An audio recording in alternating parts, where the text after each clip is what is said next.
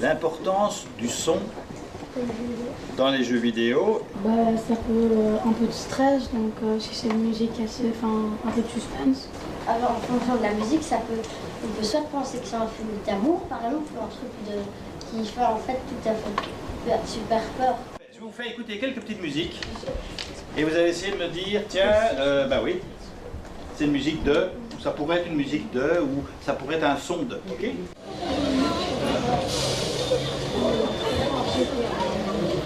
C'est intéressant une musique comme ça? Enfin, c'est une musique? Non. C'est quoi? Dans l'espace, C'est un bruitage, si, oui, ok. Il y a quelque chose qui peut se trouver dans le fond. Ça peut être une musique de fond. Ça va, vous savez me dire, parce que une musique de fond, ça peut être un bruitage de fond. Si je suis en train de parler comme ceci, je suis relativement proche.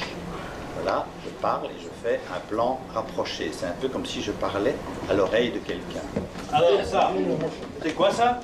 Ça c'est un petit son que, comme on peut faire nous-mêmes. Ah, on a 14 millions de choses. Non, le pire, c'est quand t'es par exemple dans un le pire, c'est quand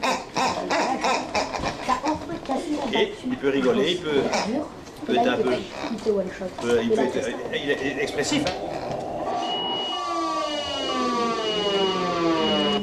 Ok, ici, on est quoi? On est dans... L'espace. Ambulance. Dans une invasion. Dans une invasion. Ok, ben voilà, très chouette ce qu'il vient de se dire. La même musique, si vous l'utilisez avec des personnages différents, avec un rythme différent, etc., eh bien, ça peut devenir des envahisseurs, ça peut devenir on est dans une ambulance, etc.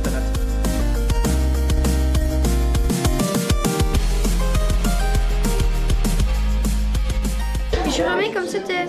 Alors ici, vos musiques et vos sons, c'est quoi? En fait, on passe et comme des pistolets. On doit mettre une musique répétitive et classe.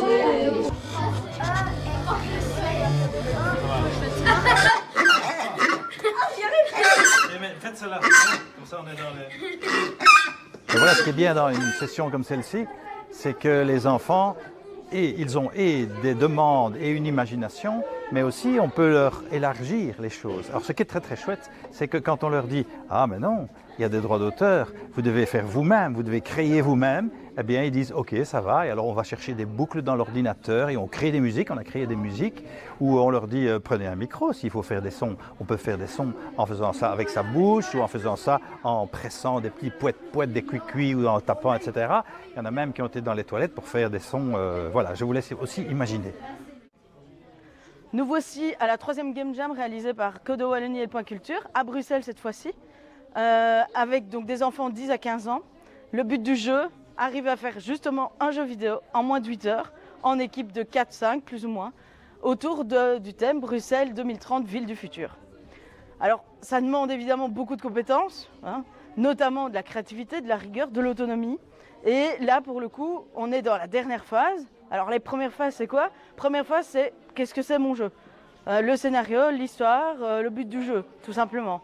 Après, on va aller sur les graphismes. Qu'est-ce qu'on doit dessiner? Est-ce qu'on les dessine? Est-ce qu'on les prend sur Internet? Si oui, ben, est-ce qu'ils sont libres ou pas? Et réfléchir à ça. Alors, il faut savoir qu'ici, ils avaient une contrainte, c'était de mettre un monument de Bruxelles. Sauf l'atomium.